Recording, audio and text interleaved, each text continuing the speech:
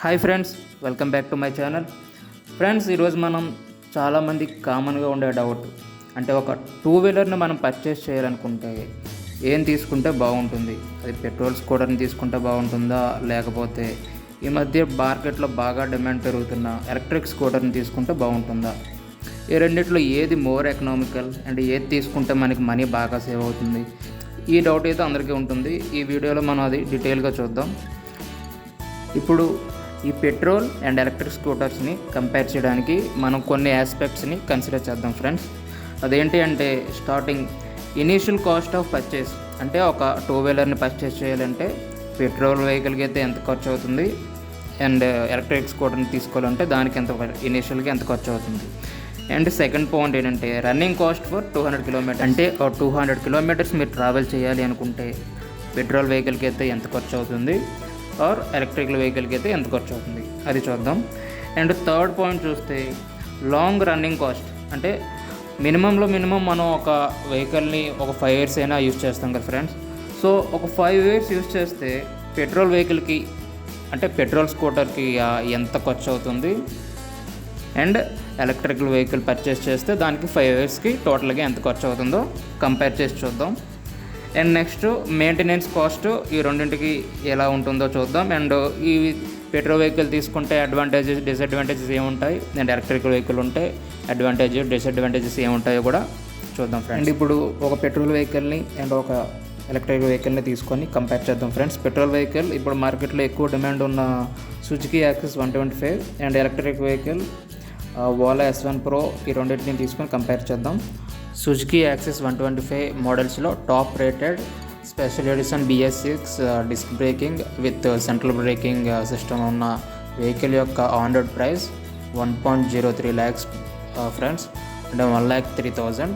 Next electrical vehicle చూస్తే, ఎలక్ట్రికల్ వెహికల్స్లో మనకి చాలా వెహికల్స్ ఉన్నాయి ఫ్రెండ్స్. TVS iQube అని, యాంథర్ 450X అని, సింపుల్ వన్ అని, బజాజ్ చేతక్ అని, హీరో ఆప్టిమా, ఇలా చాలా వెహికల్స్ ఉన్నాయి ఫ్రెండ్స్. మనం ఇక్కడ ఓలా S1 Pro అని తీసుకొని కంపేర్ చేద్దాం. 3.97 kW బ్యాటరీ కెపాసిటీ ఉన్న Ola S1 Pro with 135 kilometers range ఉన్న ఈ వెహికల్ ఆన్ రోడ్ ప్రైస్ చూస్తే 1.40 lakhs ఫ్రెండ్స్, అంటే 1,40,000 ఉంటుంది నియర్లీ. దీంట్లో special features like Bluetooth connectivity, navigation, external speakers, disc brakes ఇవన్నీ కూడా, అండ్ ట్యూబ్లెస్ టైర్స్ ఇవన్నీ కూడా ప్రొవైడ్ చేయడం జరిగింది. అండ్ ఎలక్ట్రికల్ వెహికల్స్కి కొన్ని స్టేట్ గవర్నమెంట్స్ సబ్సిడీస్ కూడా ప్రొవైడ్ చేస్తున్నాయి. అరౌండ్ 20,000 to 30,000 వరకు సబ్సిడీ అయితే చాలా స్టేట్స్ అయితే ప్రొవైడ్ చేస్తున్నాయి ఫ్రెండ్స్. ఆంధ్రప్రదేశ్ స్టేట్ గవర్నమెంట్ అయితే ప్రజెంట్కి ఎటువంటి సబ్సిడీ ప్రొవైడ్ చేయడం లేదు. బట్ వెహికల్ పర్చేస్ మీద ఉండే normal road tax and registration charges అయితే మన ఆంధ్రప్రదేశ్ స్టేట్ గవర్నమెంట్ రిమూవ్ చేయడం జరిగింది.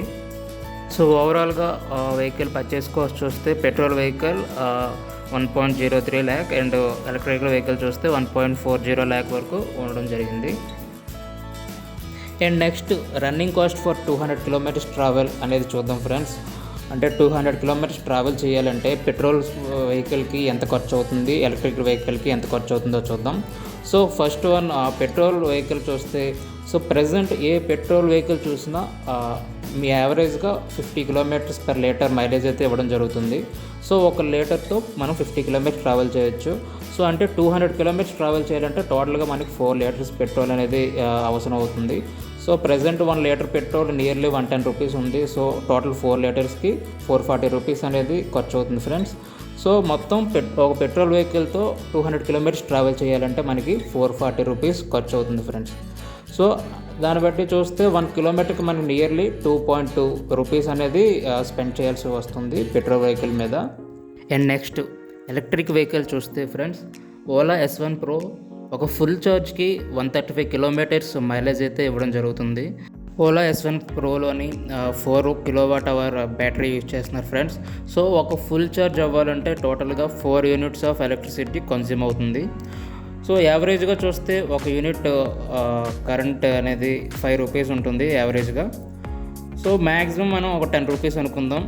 సో 4 unitsకి టోటల్గా 10 rupees చొప్పున 40 rupees అనేది ఖర్చు అవుతుంది ఫ్రెండ్స్. సో అలా చూసుకుంటే 135 కిలోమీటర్స్కి ట్రావెల్ చేయడానికి 40 రూపీస్ అవుతుంది. టోటల్ 200 కిలోమీటర్స్ ట్రావెల్ చేయాలంటే 60 రూపీస్ ఎక్స్పెండిచర్ అవుతుంది ఫ్రెండ్స్.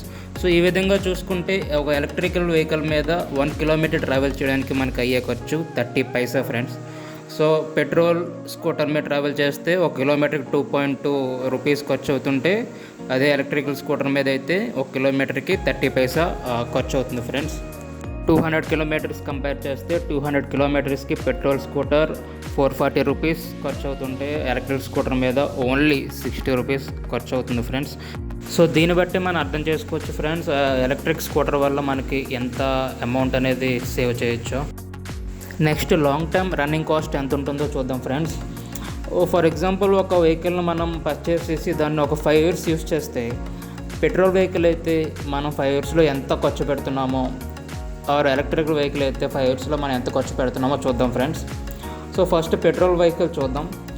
సో డైలీ మనం ఒక 20 kilometres of some office work purpose మీద యూజ్ చేస్తున్నాం అనుకుంటే, సో 365 డేస్ అంటే 1 ఇయర్కి టోటల్గా మనం 7300 కిలోమీటర్స్ ట్రావెల్ చేస్తున్నట్టు ఫ్రెండ్స్. సో అరౌండ్ 7500 తీసుకుందాం. So 50 kilometre per litre mileage ఇచ్చే ఒక వెహికల్ 7500 కిలోమీటర్స్ ట్రావెల్ చేయాలంటే టోటల్గా మనకి 150 లీటర్స్ ఆఫ్ పెట్రోల్ అవసరం అవుతుంది. సో టోటల్గా 150 లీటర్స్ పెట్రోల్కి 110 రూపీస్ చొప్పున 1 ఇయర్కి మనకి 16,500 రూపీస్ ఖర్చు అవుతుంది ఫ్రెండ్స్. సో దీంతోపాటు 1 ఇయర్ అంటే ఆల్మోస్ట్ మనం 6 మంత్స్కి ఒకసారి సర్వీసింగ్ చేయించిన ఒక సర్వీసింగ్కి 1000 రూపీస్ అనుకున్న 2000 అవుతుంది 1 ఇయర్కి. సో టోటల్గా 1 ఇయర్కి పెట్రోల్ వెహికల్కి మనం ఖర్చు పెట్టేది 18,500 రూపీస్ ఫ్రెండ్స్. సో 1 ఇయర్కి 18,500 రూపీస్ అయితే 5 ఇయర్స్కి టోటల్గా 92,500 రూపీస్ మనం ఎక్స్పెండిచర్ ఒక పెట్రోల్ వెహికల్ మీద పెడుతున్నాం. నెక్స్ట్ ఎలక్ట్రిక్ వెహికల్ చూద్దాం ఫ్రెండ్స్. ఆల్రెడీ ఇందాక చెప్పాను కదా ఫ్రెండ్స్, ఒక ఫుల్ ఛార్జ్కి ఎలక్ట్రిక్ వెహికల్ 135 కిలోమీటర్స్ ట్రావెల్ చేయొచ్చు. సో ఒక పర్సన్ రోజుకి 20 కిలోమీటర్స్ ట్రావెల్ చేసే పర్సన్ 1 ఇయర్కి టోటల్గా 7500 కిలోమీటర్స్ ట్రావెల్ చేస్తాడు. సో 7500 కిలోమీటర్స్కి టోటల్గా మనం 57 టైమ్స్ ఫుల్ ఛార్జ్ చేయాలి friends. So 57 times full charge చేయాలి అంటే ఒక ఫుల్ ఛార్జ్కి 4 యూనిట్స్ ఆఫ్ ఎలక్ట్రిసిటీ కన్జ్యూమ్ అవుతుందని ఆల్రెడీ చెప్పాను కదా ఫ్రెండ్స్. సో ఆ విధంగా చూసుకుంటే టోటల్ 57 టైమ్స్ ఫుల్ ఛార్జ్ చేయాలంటే మనకి 228 యూనిట్స్ ఎలక్ట్రిసిటీ కన్జ్యూమ్ అవుతుంది. సో ఈ ఎలక్ట్రిసిటీ టోటల్గా ఈ ఎలక్ట్రిసిటీకి మనం యావరేజ్గా యూనిట్ ఛార్జ్ 5 రూపీస్ వేసుకుంటే టోటల్గా మనకు అయ్యే కాస్ట్ 1140 రూపీస్ అవుతుంది ఫ్రెండ్స్. సో ఇలాగ 5 ఇయర్స్కి చూసుకుంటే ఈ 1140 ఇంటూ 5 చూస్తే టోటల్గా 5700 రూపీస్ మనకి ఎక్స్పెండిచర్ అవుతుంది ఫ్రెండ్స్. నెక్స్ట్ ఇంపార్టెంట్ థింగ్ ఏంటి అంటే, ఎలక్ట్రికల్ వెహికల్స్లో యూజ్ చేసే బ్యాటరీ దానికి ఎక్స్పైరీ డేట్ ఉంటుంది ఫ్రెండ్స్. అంటే ఒక 5 ఇయర్స్ వరకు దాని వ్యాలిడిటీ ఉంటుంది. సో ఎవ్రీ 5 ఇయర్స్కి ఈ లిథియం అయాన్ బ్యాటరీ అనేది మనం చేంజ్ చేసుకోవాల్సి వస్తుంది.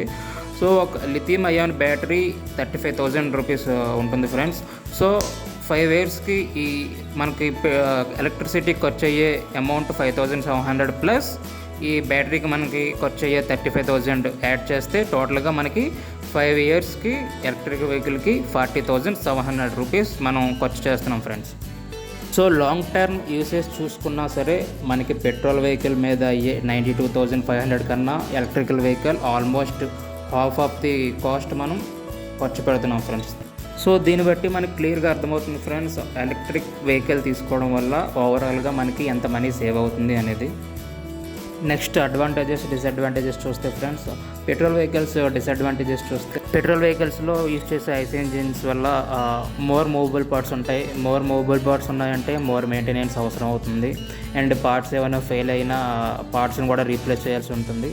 అండ్ మెయిన్ అడ్వాంటేజ్ ఏంటి అంటే, సో ఎక్కడైనా మనకి పెట్రోల్ అయిపోతే మనకి హ్యూజ్ అవైలబిలిటీ ఉంటుంది పెట్రోల్ స్టేషన్స్. సో ఎక్కడ కావాలంటే అక్కడ మనం పెట్రోల్ ఫిల్ చేసుకోవచ్చు. అది మనకి main advantage. And next electric వెహికల్స్లో అడ్వాంటేజెస్ చూస్తే, ఎలక్ట్రిక్ వెహికల్స్లో ఇంజిన్ అనేది ఉండదు కాబట్టి సో మనకి మూవబుల్ పార్ట్స్ అనేవి చాలా తక్కువ ఉంటాయి. సో మెయింటెనెన్స్ కూడా ఎక్కువ అవసరం ఉండదు. అండ్ ఎలక్ట్రిక్ వెహికల్స్ యూజ్ చేయడం వల్ల మనకి నో ఎయిర్ పొల్యూషన్ అండ్ చాలా తక్కువ సౌండ్ పొల్యూషన్ కూడా ఉంటుంది. బట్ మెయిన్ డిసడ్వాంటేజెస్ చూస్తే ఈ ఎలక్ట్రిక్ వెహికల్స్లో మనం లాంగ్ జర్నీస్ చేయలేము, ఎందుకంటే ఎక్కడ పడితే అక్కడ ఛార్జింగ్ ఫెసిలిటీస్ అనేది ఉండదు. ఈవెన్ మనకి ఛార్జింగ్ ఫెసిలిటీ ఉన్నా కూడా ఆ ఛార్జింగ్కి వెయిటింగ్ టైం కూడా చాలా ఎక్కువ ఉండడం వల్ల ఇది మనకి మెయిన్ డిసడ్వాంటేజ్ అని చెప్పుకోవచ్చు. That's it for today friends. ఇలాంటి ఇంట్రెస్టింగ్ వీడియోస్ కోసం మా ఛానల్ని అయితే సబ్స్క్రైబ్ చేయండి. ఈ వీడియోని మీ ఫ్రెండ్స్కి షేర్ చేయండి. Thank you very much.